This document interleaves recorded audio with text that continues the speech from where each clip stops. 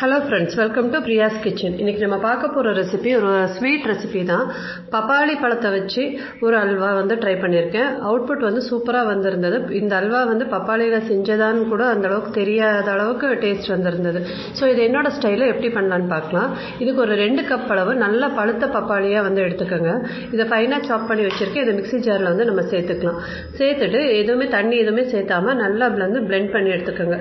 Fine பேஸ்ட்டாக அரைச்சி எடுத்துக்கோங்க. இந்த மாதிரி இப்போ நம்ம ஒரு நல்ல ஸ்டெயின்லெஸ் ஸ்டீல் கடாய், ஹெவி பாட்டம் கடாயில் தான் இது செய்யணும். அதுக்கு முன்னாடி நம்ம இதுக்கு தேவையான கார்ன்ஃப்ளவர் கரைச்சிக்கலாம். ஒரு 2 டேபிள் ஸ்பூன் அளவு கார்ன்ஃப்ளவர் எடுத்து ஒரு 1/4 கப் அளவு தண்ணி ஊற்றி நல்லா கட்டி இல்லாமல் கரைச்சி சைடில் வச்சுக்கலாம்.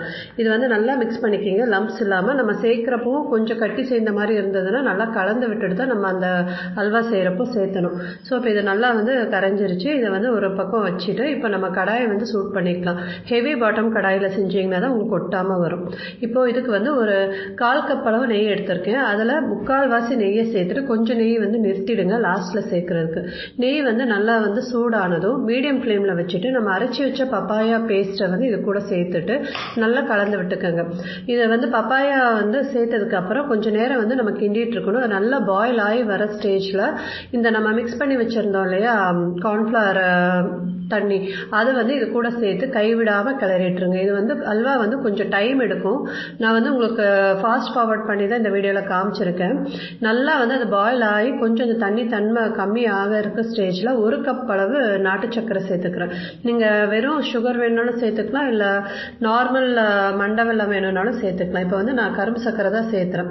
இதை சேர்த்துட்டு நல்லா கலந்து விட்டுருக்கேங்க. நல்லா பாயில் ஆகி ஆல்மோஸ்ட் ஒரு 15லேருந்து 20 நிமிஷம் ஆகும் உங்களுக்கு இந்த கன்சிஸ்டன்சி வரதுக்கு. கைவிடாமல் கிளறிட்டே இருக்கணும். இப்போ இந்த மாதிரி திக்காக கன்சிஸ்டன்சி வரப்பாலும் மிச்சம் இருக்கிற அந்த நெய்யும் இது கூட சேர்த்து நம்ம நல்லா கிளறி விட்டுக்கலாம். அந்த கடாயில் அது ஒட்டாமல் வரும். அந்த அல்வா மாதிரி ஒட்டாமல் வரப்போ 1 ஸ்பூன் அளவு எள்ளு சேர்த்துக்கிறோம். 1 டேபிள் ஸ்பூன் அளவு எள்ளு, அப்புறம் உங்களுக்கு தேவையான அளவு சாப்டு நட்ஸ், நான் முந்திரி பருப்பும் பாதாமும் நல்லா கிரேட் பண்ணி வச்சுருக்கேன். அதையும் சேர்த்து நல்லா கிளறி விட்டுக்கோங்க. அந்த கடாயில் அது ஒட்டாமல் அது நல்லா அல்வா மாதிரி பிரிஞ்சு வரும். அந்த ஸ்டேஜில் நீங்கள் இதை ட்ரான்ஸ்ஃபர் பண்ணி ஒரு கிரீஸ் பண்ண பிளேட்டில் போட்டு ஃப்ரிட்ஜில் வச்சுட்டு கட் பண்ணாலும் பீசஸாக வரும். இல்லைன்னா நீங்கள் அல்வா மாதிரி கப்பில் போட்டு சர்வ் பண்ணலாம்.